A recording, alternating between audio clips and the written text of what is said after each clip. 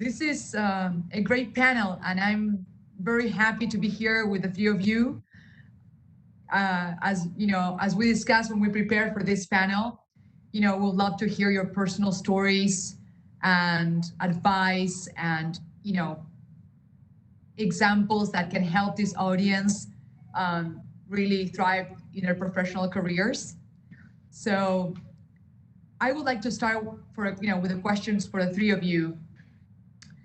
Clearly, we've been going through a lot during the pandemic, and in light of COVID-19 and working from home, I just wanted your input in terms of, have your professional priorities shifted at all this year, and what principles guided your strategies to handle your companies, your teams, and your clients? I don't know if Erika Falfan, you want to begin? Yes, of course.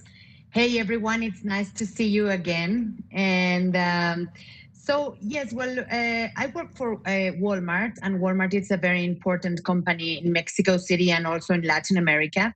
We have an invoice of something around $26 billion with more than 200,000 employees. So, of course, the beginning of this period of pandemic was very relevant in the way we work and in the way to considering setting up the priorities because of all of the strategies that we were having.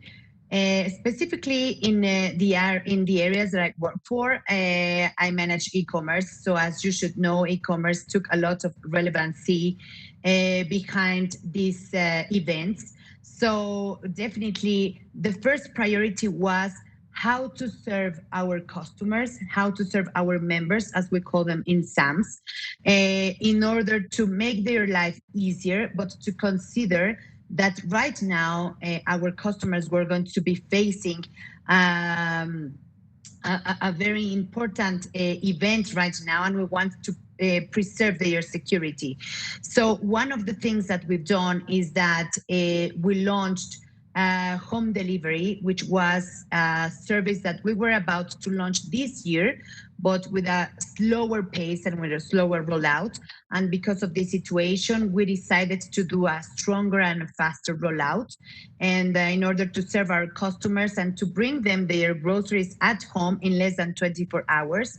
So it has been a success. And thankfully to our members and our customers, it's been taken in a very positive way. And in parallel, of course, the second priority for us as a company was to take care of our associates. That's the way we call our employees. And so one of the best things I think that we've done is doing home office, and we managed it very well. We've been working in home office since March 15th. And until now, this is something that we're going to keep on doing until at least January the 31st. And on the other hand, of course, we provide to all of the associates that works at stores the equipment necessary for them to take care of themselves. And also according to the law that we have in Mexico and the regulatory requisitions, we ask our members not to go all together in family to our stores, but to take care of the amount of members that can visit us. And that I would say that those are one of the most important things that we've been doing in Walmart as a company. Thank you, Erika. Ruth, do you want to share your perspective? Sure. Thanks very much. And true honor to be on this panel. Appreciate it. It's been a pleasure to get to know the other panelists as well in this process. I work for American Tower. We are a provider of wireless communications infrastructure. So for those of you who were just on the really interesting presentation by Lori Lee or interview of Lori Lee, AT&T is in Mexico is one of our key customers. So the MNOs put their equipment on our sites. So I think for us in the world of COVID, there have been two really key factors. One is making sure that our customers can stay on air and that our sites are up and operational in places where there have been significant lockdowns. So maneuvering to make sure that we can get to our sites and the infrastructure stays up and running and people's wireless communications stays uninterrupted. And then equally important, we've been thinking about and planning for the safety of our employees. So we have 5,500 employees in 20 countries across the globe. And many of these employees have to travel to tower sites or are working in the field. And so making sure that they stay safe and we have the right protocols in place for them. And also for the transition to work from home for those who have been in offices. We've had almost all of our offices on work from home mode since March as well. So it's been quite a process to make sure that our folks stay safe and that they're able to work efficiently in that home environment. And it's tough, right? Because people are dealing with having their kids at home or caretaker responsibilities. And my kids are out of the house and they're grown, they're in university.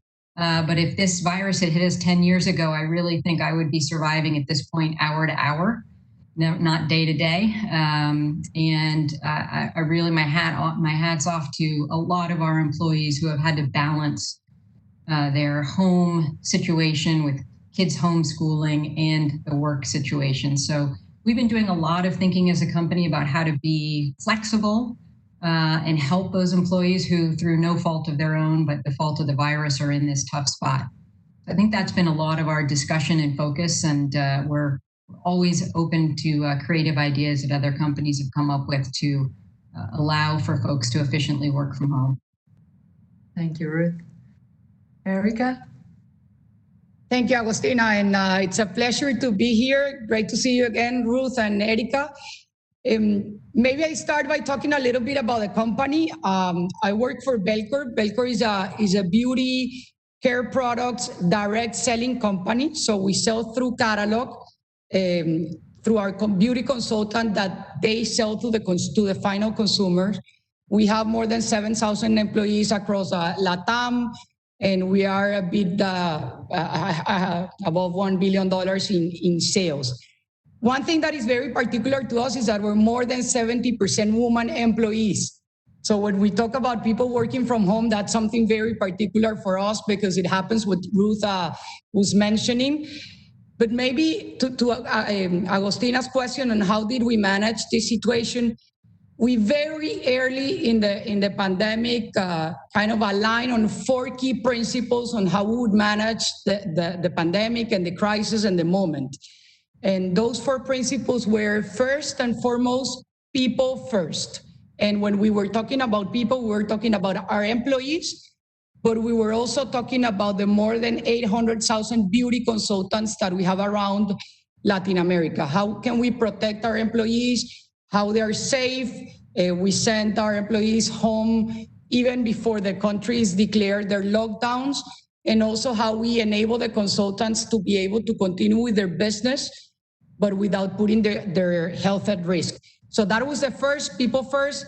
Second was how we use the kind of the situation, the pandemic, the weeks that we will be in lockdown to come out stronger from the situation and prepare our business to continue to give an opportunity of entrepreneurship to our beauty consultants after the pandemic has passed. Third, we call it how to be good citizens. Make sure that we were doing the right thing. No matter what, we wanted to be a company that was doing the right thing, obey whatever the local governments or the national governments were declaring, and really contribute to the well-being of the total society. And last but not least, protect the financial resilience of the company. This was really critical to have these 4 principles because the early or the first weeks, kind of everyone had an idea what we could do, what we shouldn't do, what we should do. This company is doing that, this company is doing that other thing. And it was a bit of a crazy moment of saying, okay, what is the right thing to do for us as a company? And we always went back to these 4 principles. Okay, people first, come out stronger, good citizens, financial resilience. And that allows to kind of go through the crisis in a more coherent way with our company purpose. Our company purpose is to drive beauty for personal realization, and that was something that we wanted to honor every day through the pandemic with our employees, our women employees, our consultants.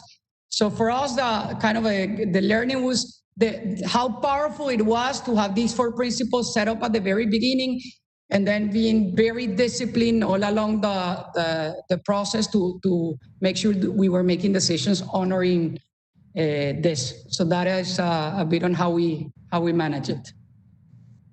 No, thank you so much. And this panel was actually about ambition and resilience in really uncertain times when we have to deal with that immediate crisis. Many times our ambitions and dreams end up easily on the back burner, especially for women that have to handle so much, as you guys were mentioning.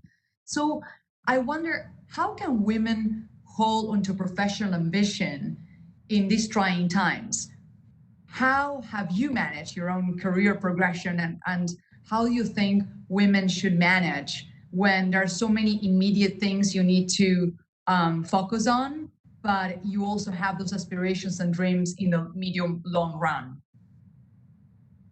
Maybe Ruth, you're gonna go first this time? Sure, happy to do it.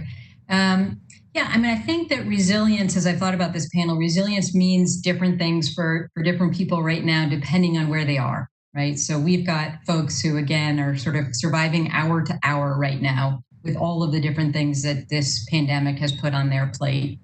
And for me, I've had the luxury of not to have kids draped around me as I am trying to do Zoom calls and all the rest.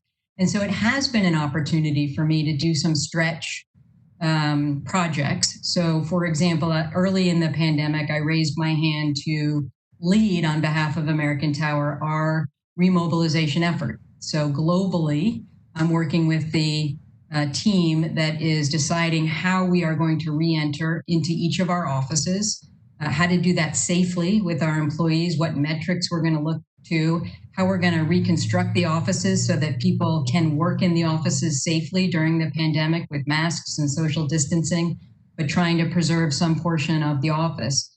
And my day job is to be the general counsel of Latin America, Europe, and Africa, and head of public affairs. So, not really related to the operations of the offices, but it just made sense given the fact that I work with 18 of our different markets regularly in my role, for me to kind of raise my hand and say that I could lead this team, cross-regional team in the company. So, the situation has actually been in some ways beneficial to me because I've been able to work on a very large project across the globe with leaders from lots of our different markets who I hadn't worked with previously. So I think it's, Lori Lee talked about taking that stretch opportunity in the last presentation. And I think when you can do it, and, I was afforded the opportunity in this time period, I totally agree with Lori. You got to stretch and take the leap. And for me, it has been a great opportunity that I was, able to do because I have a very good boss who let me kind of go for that stretch goal, even though it would mean my day job was a little bit sacrificed in between. How it's been for you, Erika Herrero? And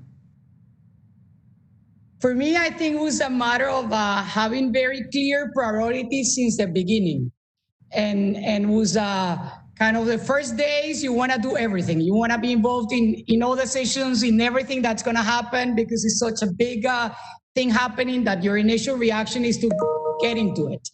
And then after, I would say 2-3 days, I realized that wouldn't be human. That wouldn't be possible because I have to do all the job things, and you have to, your kids, I still have twins, 15 years old at home, are not little childs, but they deserve some time. It's also kind of a complex moment for them, homeschooling for the first time. So it's really, you have to do both anyway. And so for me, it was really setting up the priorities very early and thinking, where can I add value?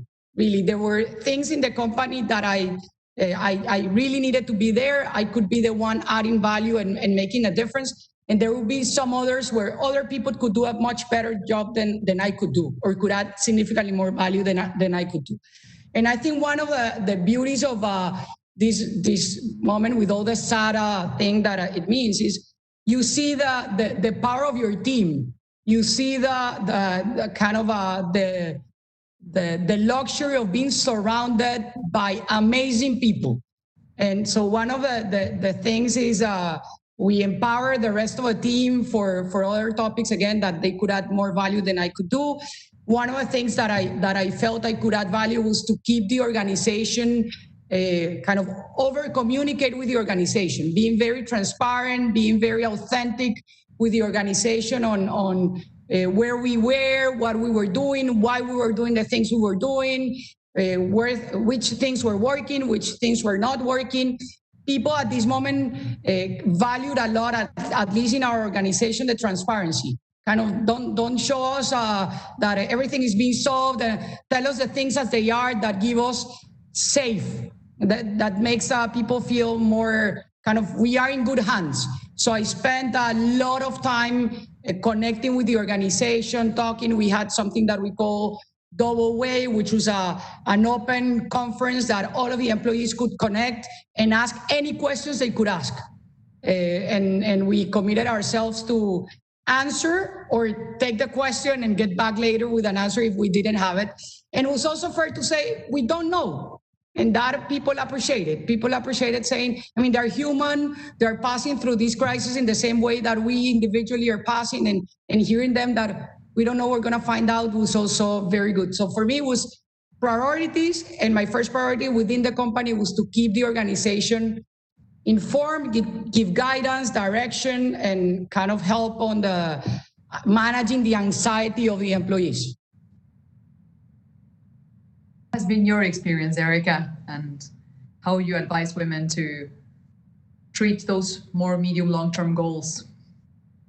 Yes, well, personally, at the beginning, of course, we were in the middle of a crisis. It has been very difficult to deal all of the phases, all of the spheres of your life, being a mom, being a wife, being an executive, and doing everything in the same square meters. Of course, it is difficult. Personally, I'm a mother of twins. They are 2 years old. So it has been a little bit difficult, of course. But what I would say, and this is also the communication and the message that I've been trying to deliver to all of our women associates in Walmart, because I belong to the Committee of Diversity and Inclusion, is that finally, I think that we can see all of this situation as an opportunity. Why? Because we are testing ourselves that we can manage all of these spheres of our life, all of these phases of our lives, and to having the access of working through home office is also been very helpful for us too, because we can have the access to deliver our jobs and to keep on improving, professionally speaking, but also to having the access to see your kids, to see your husband, whoever you feel or whoever you have in your life. And that's also been a very good opportunity. So I think that these pandemic moments have also shown us that we can break these crystal ceilings that we put to ourselves, and showing to ourselves that we can do and that we can manage all of the challenges that we want to that we would like to have in order to keep on growing, professionally speaking. I heard so many great advice, to women, even in different parts of their career, but how important it is to delegate, to set boundaries, and to think of where you are at that moment before you take additional responsibilities. I think that this is clearly a challenging time, but I'm sure you guys went through, challenging times before, maybe with different, conditions, but certainly difficult times that probably teach you a lot, a lesson. So I would like to ask for a story of resilience, where you had to face challenge and how you overcome the challenge and what you learned from it.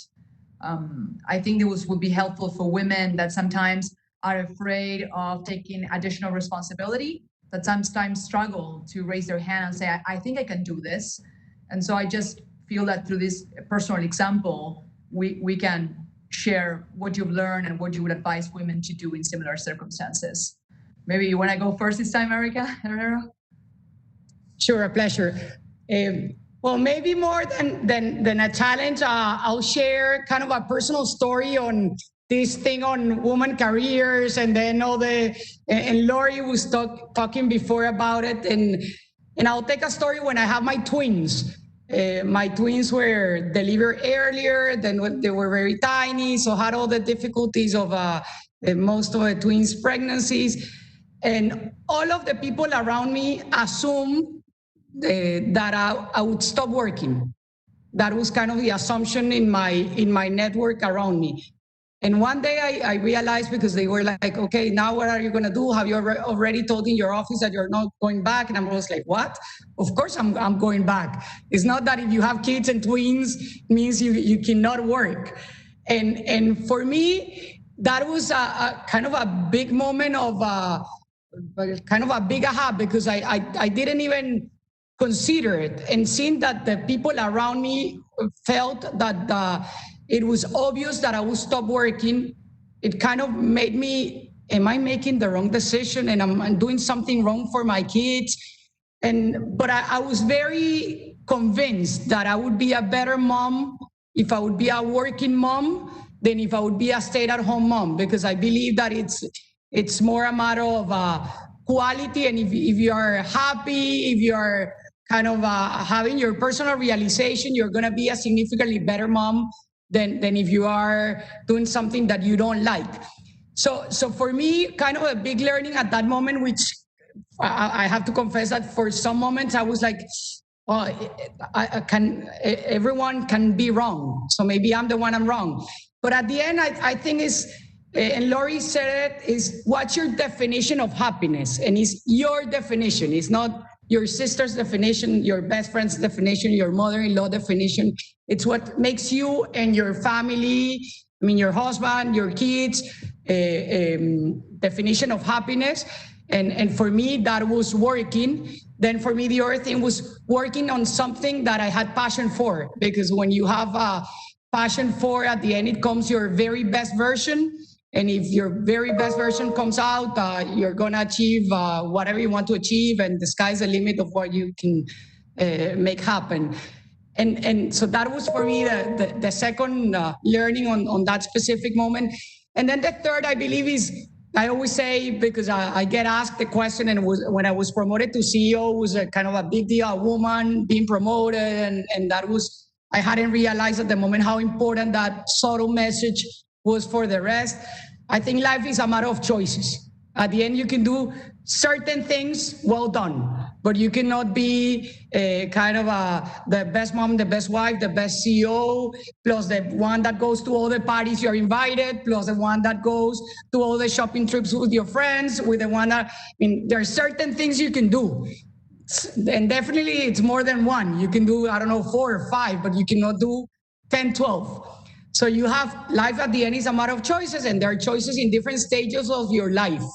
And for me, my choice was always my family. I'm a very family-oriented person, my daughters, and I'm very proud to say I have a very well, I mean, they're very good people. They're good students. They're very well balanced girls. So I'm happy with them. So my family was one of my priorities. My work, and not because of the work or the level or the name or the promotion, was more of me feeling I'm doing something back to society. And maybe that's why I connect so much with Belcor, because my personal purpose is very aligned with the company purpose on driving others to achieve something extraordinary. So that was my second choice. And then, of course, I mean, your life, your friends, your kind of a bit of your social network. But that was my choice. So I think dream big. You can achieve whatever you want to achieve, but it's your definition of success. It's not someone else's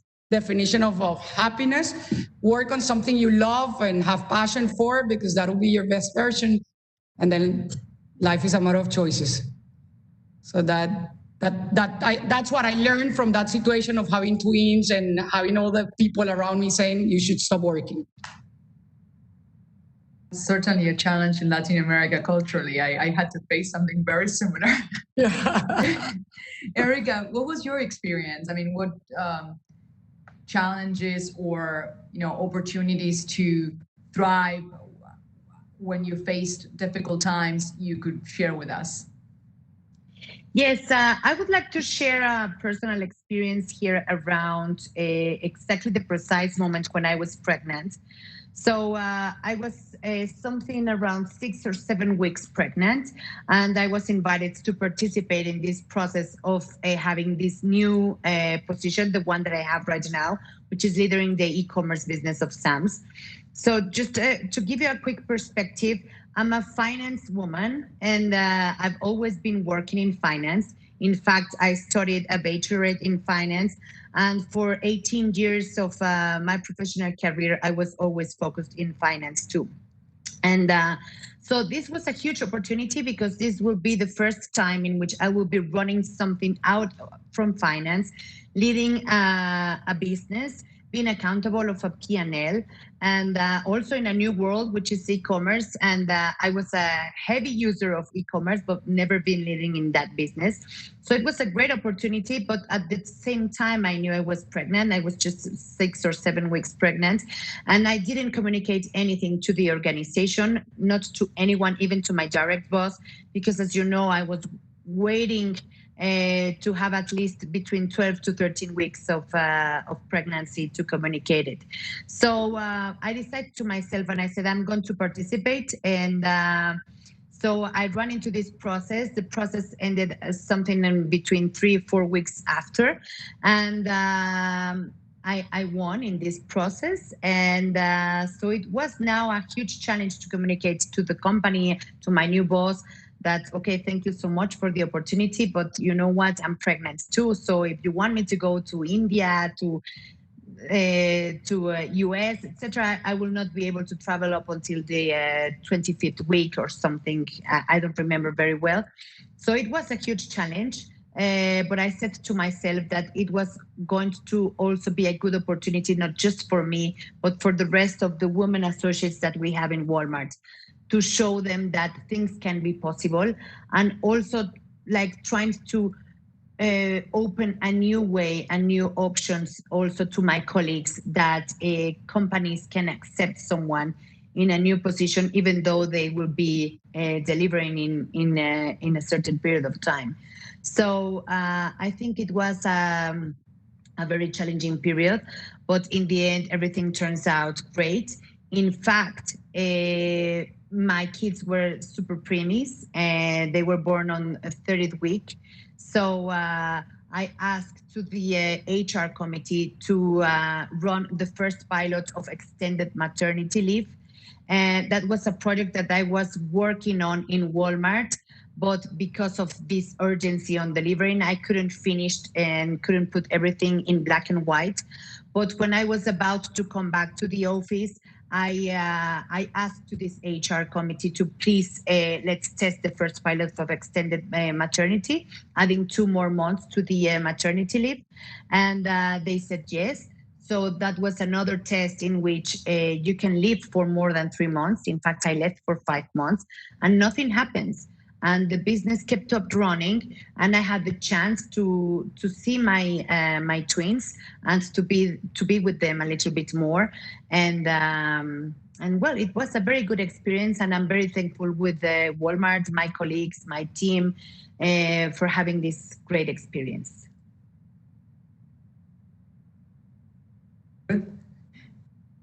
Yeah, so it's interesting. There's a theme here around children and balancing work with children. And certainly my most challenging time fits into that category as well. Before I moved to American Tower in 2011, I was a partner at a big Boston law firm in the litigation section and chairing that department of about 150 litigators. And my kids at that point were sort of middle school-ish, elementary middle, and requiring more and more time. And the work required, had sort of clients calling whenever they felt like calling, which could be in the middle of the day on a Saturday or a Sunday or at night. And the job also required quite a bit of travel. And for a period of time, I became extremely fearful of airplanes, having flown for a long time, all my life in a lot of places. It became an issue of increasing magnitude. And, it sort of dawned on me that it was very related to the work travel, feeling like I was separated from my kids too much in this job. And it was all sort of focused in on this phobia of air travel. Because when I traveled with my kids, it was much easier. So I took a step, sort of horizontal step, by moving to American Tower and kind of removing myself from that law firm pressure. At that time in my kid's life, it just seemed like the best thing for all of us. And at the time, and there are probably American Tower people on here that will find this funny, but at the time I thought that it would be a much more sort of quiet legal existence for a couple of years while my kids were in that stage of needing me quite a bit more. And actually, it turns out that, working in-house has very equivalent pressures to the law firm, but it was the right move for me at the time. It did allow me to sort of have a much more stable, no travel work for a while. And then the great irony, of course, is that a little over 2 years ago, I took the job that I have now, which is general counsel for Latin America, Europe, and Africa, which means that prior to COVID, I was on an airplane probably 3 weeks out of 4 every month, going to Africa and Europe and Latin America. But, my kids are older now, and things have just sort of stabilized in a way that made that job make sense for me, and actually a really great opportunity for me to go to those markets and do that kind of travel. So, I guess the lessons for me are a couple. One is, your career is really a marathon. It's not a sprint, and you can go through a lot of different segments. And it's hard to know what's going to be around the bend. Certainly when I left the law firm, I never would have imagined that I'd wind up in a job that would require the kind of international travel that I've done in the last couple of years, which has been fantastic for me. And I think the other thing is it made me a much more empathetic human being, to recognize that all of us are dealing with things behind the scenes that many of our work colleagues can't even see. I mean, I was enduring this phobia, with colleagues that didn't know that every time I was having to get on a plane, I was going through mental gymnastics to get myself to breathe through that flight. And so, we've got to think about what our colleagues at any given time are dealing with in their lives that's not really apparent to us necessarily on the face of it, and give people some space to have those things going on in their lives. And understanding, I guess, as you encounter people in your careers. Oh, this is great. And I can tell you that we're receiving tons of questions from the audience. So people feel that this is a very relevant topic, and that through the pandemic, there's possibly been some important transformation that we want to see after the pandemic, after COVID-19. And a lot of questions that we're receiving have to do with what policies have your companies implemented during the pandemic that you would like to see continue afterwards. And a lot of questions about your schedules, because we are used to that, being on a plane every week, or being in the office from 9 to 5, Monday to Friday.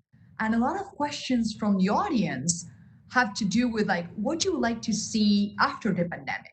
What we've learned in this new routine that you would like to keep, maybe having more hybrid schedule where you work from home some days and you work in the office other days, and you can actually have that time with the family and not necessarily have to put your career on slow motion for a few years, because now we know that our companies can succeed even in the current situation and environment. So I'd love to get your thoughts around that, because we've received multiple questions on this topic, and maybe just a little bit of your how you personally feel that you're going to be interacting with your groups going forward, and what specific company policies you would like to see continue after the pandemic.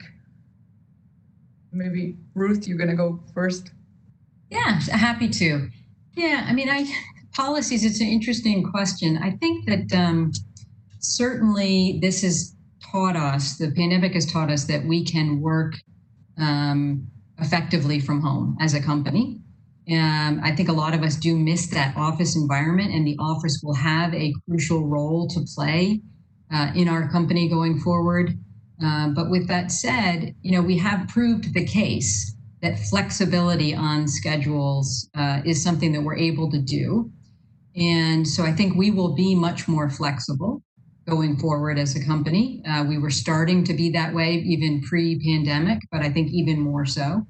And I think we're starting to think more strategically about what the role of the office is in terms of talent management and onboarding and teamwork and collaborative things.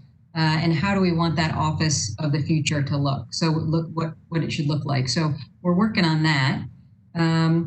And I think the other thing that's really interesting that will come from this is that, talent will no longer be as constrained by geographic boundaries. So there will be opportunities for people who aren't able to move from one country to another. We used to think, well, we've got to move you from Peru to Chile for that role.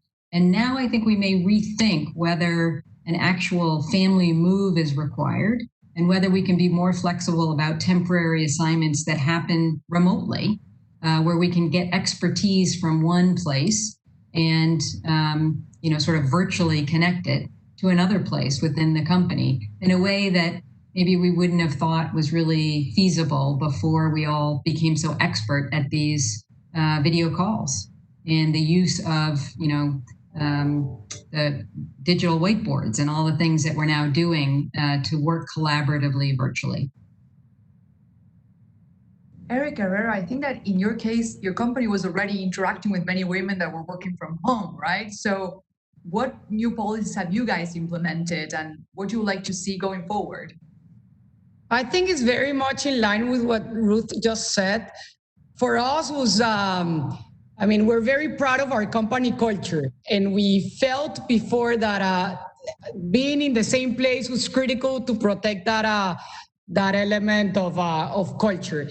So we were a bit we had a lot of flexibility and policies, but we're more like maternity leave or longer maternity leave, but we did not have a policy on working from home on a regular basis, call it. And I think this was a kind of a forced pilot of working from home.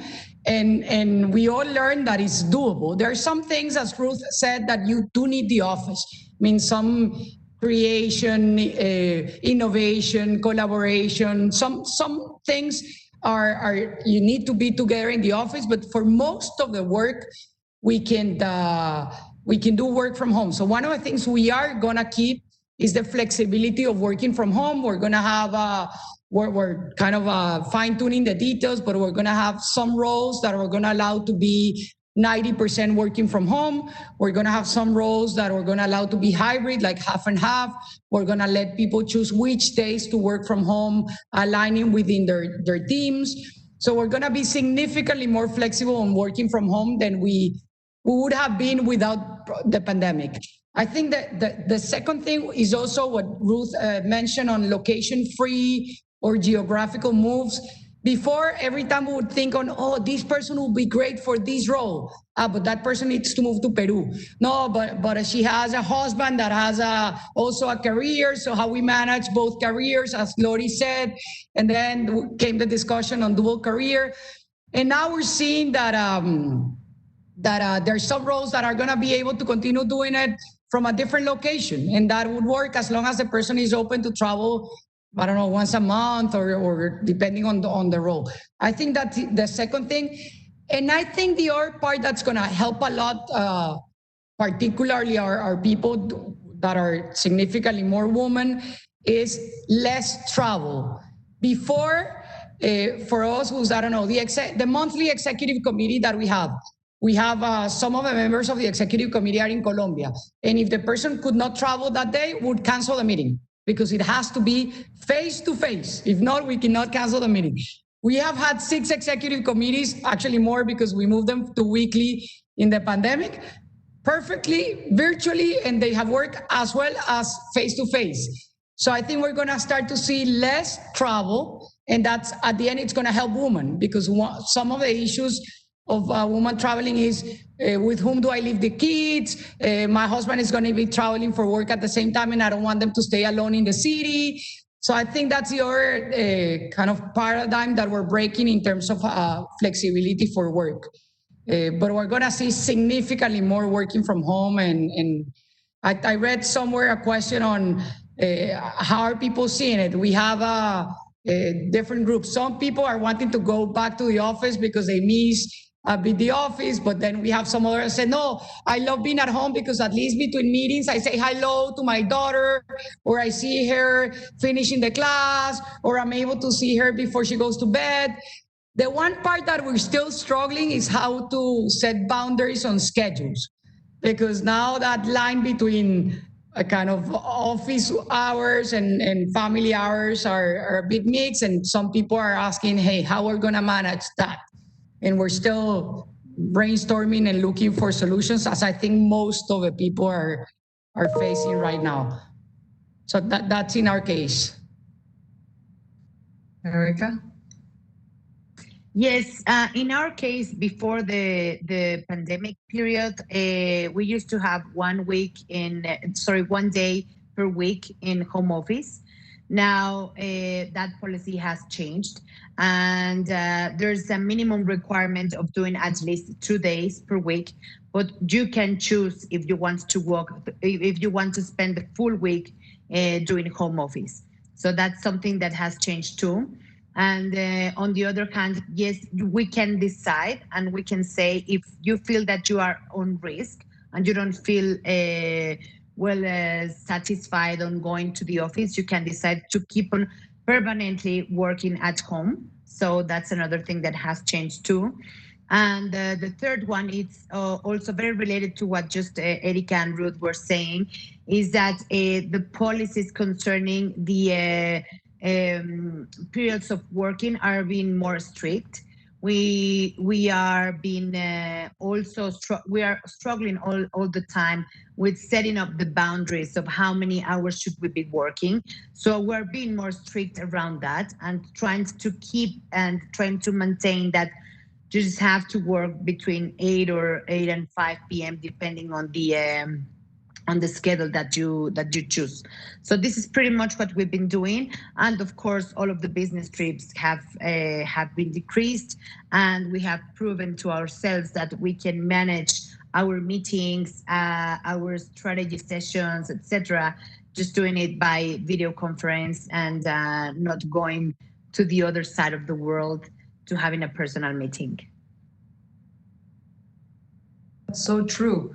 And also taking vacation. I don't know your employees, but who's taking vacation these days anymore? I mean, it's the hours and the time off. I think that looking forward to the holiday season when hopefully we can disconnect. This year has been very intense. But I'm going to suggest the following. I have many questions, and we only have like 10 minutes left. So maybe I let you know what questions we have, and you guys tell me which one you would like to answer. The first one has to do with economic recovery in Latin America. Obviously, Latin America will contract around 10% in 2020, and this pandemic will have obviously repercussions, and it won't be an easy fix. There are many vulnerable sectors, and not every government has been providing fiscal stimulus, for example, Mexico being one of them that the audience is very concerned on. So one question that we have to answer from the audience is, how do you guys see economic recovery in the different countries across Latin America? And how are we going to deal with that, which I am also concerned.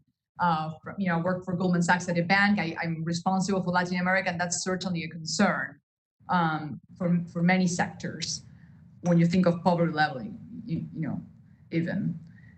The second question that I would like to suggest you guys reflect on has to do with how do we engage men on this discussion, and how positive it's been to discuss work-life balance during the pandemic, and how can we take advantage of this discussion to really try to reduce that gap between men and women. And the third one, which I think is very interesting, is obviously we've been talking a lot about work-life balance and your career progression and being ambitious and taking additional responsibility. But what really gave you joy in this journey, and what gave you hope to keep up and run this marathon that we're talking about? So I think the three questions are great.